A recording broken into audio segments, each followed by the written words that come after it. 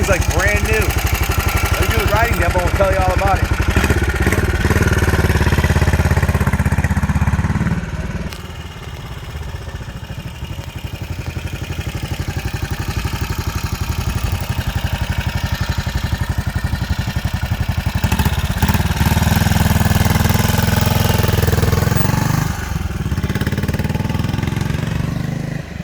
What's up, bud?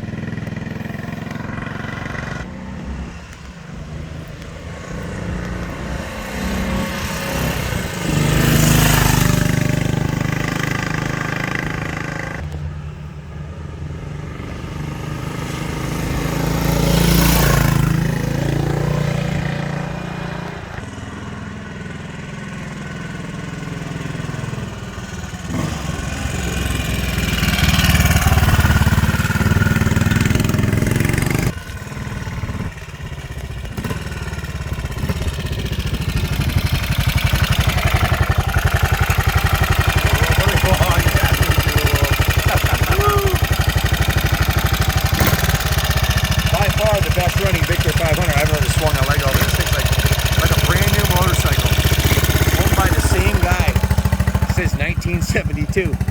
He's had it for, what is that, 50 years? Exactly. Absolutely freaking amazing. Full frame up has been done. Fully documented restoration of all the mechanicals of this motorcycle. We'll get into that in a second and let Billy tell you about the guy.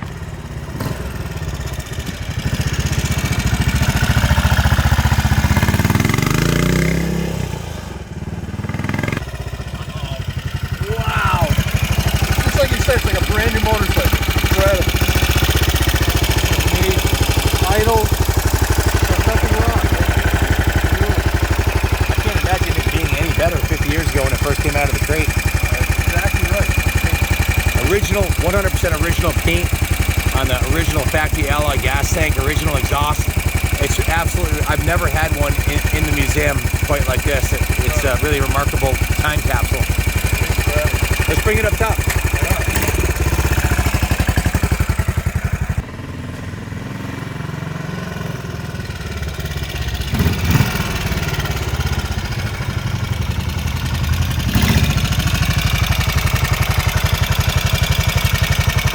Billy, can you show them how the oil return works on this thing? Oh yeah, sure. Something you should always check when you're riding a dry sump machine. This is an oil in the frame system. You can see the oil splashing around in there. That's the oil returning to the tank from the engine. It's a must. This bike has a cutoff, a petcock on the oil line. You must remember to turn it on or you'll seize it. Yep. It's very simple.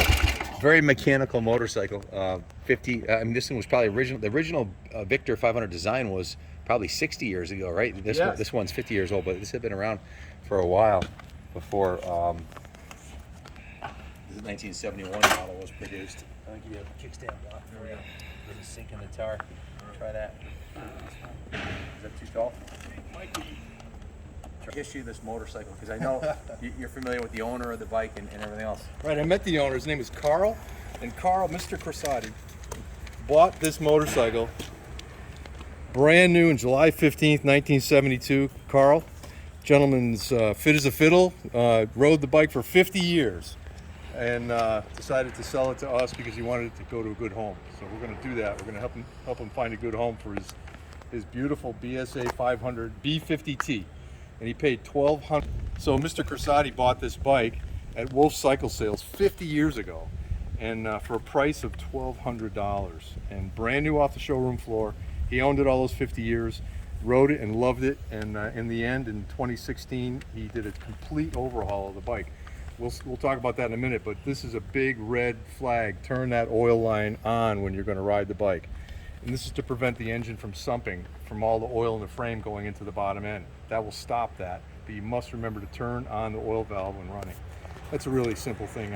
I know Ken's got a few pieces of paper here that you might want to talk about. What do you got, I think Ken? the most remarkable one is the one you have in your hand. To have a 50-year-old document like this that was that carefully stored away, I'm almost afraid to have it out in the sunlight here. It's so cool to have the 1972 BSA B50T, brand new, Carl Cressati. Then we have the full service records right here, including the owner's manual. Very rarely do we get in a motorcycle that's been one owner for 50 years. Usually guys don't live that long after they buy their motorcycle. They're usually 30, 40 years old when they buy it. And well, what's the average lifespan? 70 something years old. Yeah. He's had it for 50 years. Just absolutely remarkable. This is an antique and it's all original. It hasn't been repainted, but it has been mechanically restored to brand new. Come over a little closer here. Let me show you what I got. I've got the original owner's handbook. I've got the current title to it. I've got the B52 VIN number. It was a low serial production number 553 JG. It's B52 JG 0053, and two $1,000 deposits to competition cycles on a $4,000 crankcase up, documented, receipted, and photographed full engine restoration. That's why this thing runs like a brand new motorcycle. It was completely dismantled by the best in the business here in Connecticut at restoring vintage BSAs, competition cycles. You can see before they dismantled it, it looked good, it was original, but the internals with 8,320 miles were ready for a refreshing, and it got all of that. It got a full refreshing. In fact, there's a probably 40 part list here, has a brand new piston, brand new valves, brand new valve guides, a complete gasket set, base gasket, head gasket. All the seals and gaskets in the motor are brand new. Brand new shift shaft and a new shift lever, the seal for it, the oil pump spring, the shift rubbers, the kick rubbers, the counter shaft sprocket is new, the rear sprocket is new, the chain is brand new, the transmission bushings are new, the front tire, trials tire is new, and the rear tire is new, and are the tubes. He also replaced the front rim. If you zoom in on that front rim, Ronnie, show them that. That's a brand new $194 rim, laced to a $160 set of stainless steel spokes. Also, back to the motor, 4 brand new clutch steel plates, new thrust washers, new set of points, new spark plug, new compression cable, new throttle cable, new battery strap, new battery, 2 oil lines, new hose clamps, of course engine oil and gear oil, the fuel valve and seals, the fuel line clamps, the fuel crimps, the fuel filter is all brand new, the kickstart spring, the headlight bulb, and the rear stop switch. $1,945 in parts, plus lace and true the front wheel was $200, plus the labor to remove the motor, install and replace the piston, the valves, the guides, to cut the seats, and the machining of the boring the cylinder and the heads and the seats, replaced all the gaskets, the seals, the points, set the timing, of course install the battery, rebuild the complete motor, replace the kickstart spring, the clutch steel plates, on and on and on. Sprockets, chains, everything. It's all here documented. $4,068 on the engine restoration. When was that, Ken? This was done at March 23rd of 2016, and the bike's been ridden, I think, 100 miles since then, or just under 100 miles. Does that sound about right to you? Yeah, it does. Yep. Light riding since then. Carl restored the bike and has only ridden it around town, fully paid for. We've got the current registration, some receipts from Moore's Cycle Supply for a clutch cable, an orange reflector. The Speedo gearbox was replaced. Comes with a repair manual, the current registration, the original pink slip, and then we've got a 16-hour work order here. We put it through what we call a full rotisserie detail, where it was steam cleaned, hand washed, degreased, without affecting any of the original finishes other than restoring them, polished and cleaned the engine, the tank, the bars, the controls, the wheels, the shocks, all the hardware, touched up the frame, and the exhaust was partially repainted. So that was a total of 14 hours in the detail shop, almost 2 full days. And the best part about it is the bike looks untouched. It hasn't maintained all of the original finishes, but it's as good as it's ever gonna get. It's ready to bring to a show. And then it went to the service department where the points and timing was checked. They drained the fuel, added fresh VP ethanol-free fuel, adjusted the valves, and aired up the tires. That was another 2 hour. So a total of 16 hours plus $35 in parts and shop supplies. Our invoice came to $2,064. So we have $6,000, $6,100 in receipts, plus the full documentation, including the provenance of it coming from the original owner, brand new, the original sales receipt, photos and receipts for the engine work. Obviously, the obvious things, the brand new tires. It still has the nubs on the tires. Just to give you an idea of how many miles it has on it, This is under 100 miles, substantially under 100 miles. Still has the hairy nubs on the tires when it was rebuilt. That's all I have. Billy, tell us a little bit more about Carl and his lifelong love affair, this Victor 500. Well, I could tell you about Carl, but primarily I'd like to talk about this bike and what it represents. BSA was near the end of the road when this bike was made. They were getting ready to go out of business, and this is like the last hurrah for them. And they really did it up. I mean, I remember these bikes in the showroom at Roadrunner, right up the street from us here. There was a BSA dealership up there. And I also recall that BSA had a huge ad campaign on these bikes during this period of time. They were trying everything they knew to keep the ship on the right side of the top of the water. And unfortunately, they had some difficulties and couldn't return. But I do remember these bikes very well from that period, especially because of BSA's advertising campaign. It was second to none, really. Beautiful color pictures, full color pictures in magazines. You were talking about the versatility of the bike. Obviously, it's street legal. Probably the first year of the original factory turn signals, headlight, and everything. They didn't have turn signals before that, I don't think, but completely street legal. But what type of events was this motorcycle competing in at that time? Everything, you name it. This bike was made to do anything. But guys road raced these things. They hill climbed them. They enduro raced them. They I don't know about trials, but it was so versatile it would do just about anything. It's a very, fully developed. This motor is, been around forever, and in different sizes. The 500 is the king of the road for BSA in the singles, and the Victor is a great name that was borrowed from the 441 Victor. You can see the engine number there, and that describes where the bike came from and what year it is, and yeah. It's a fantastic, versatile motorcycle. Just riding it for the very first time, you and I both, Ken, enjoyed it. I mean, it was kind of hard to get you off of it, I think. Yeah, I really enjoyed it. It's super comfortable with a long seat. And look, the fit and finish on this bike, obviously it's capable of being an enduro bike. This thing was never ridden off-road. All of the cycle parts are in mint shape. The original decal is still on the side, the original saddle. Right. Just remarkable. These shocks, I mean, if you Factory use them original hard, shocks. they're factory original shocks. And the clips on the handlebars even, all the switch gear is original. These Very clips, rarely do you ever see a British bike with these clips on it. Yeah, these get I don't know chucked. why, but they just don't make it they through. really work. But these clips are an original plating. They're CAD plated, and they survived because the bike was kept inside its entire life. It was kept in a beautiful garage where I got the bike from. And when it needed something, Mr. Corsati was an engineer, and That's the part. Yeah, I forgot that. He worked hard to keep the bike up and running as it was supposed to be. It wasn't the average bozo. It was owned by an mechanical engineer. Right. To give you an idea of how well he maintained this and how he kept the original fit and finish and everything intact. Did he have any words of wisdom or parting words? What's it like? He 50 years parting with a 50-year friend like this. It's not an easy thing to do. It was difficult for him. You could tell it was like a member of the family. Like it was almost like it was his stepchild or something that he was having a hard time letting go of. He did, but he was glad to have it go to us because he knew it would find a good home with us. It would get the full service that it's gotten here.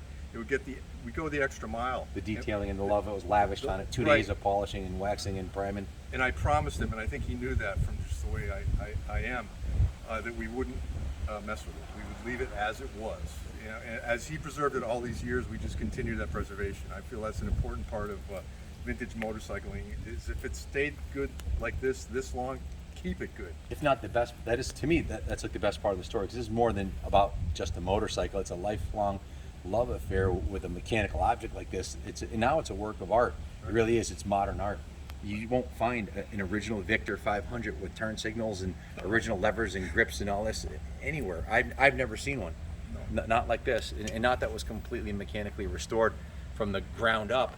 And the best part about it too is he kept it original. And as the curator and owner of the New England Motorcycle Museum, I've been personally responsible for over 6,000 motorcycles being bought and sold here, and another 500 that are in our possession now, either on display or going through the restoration process.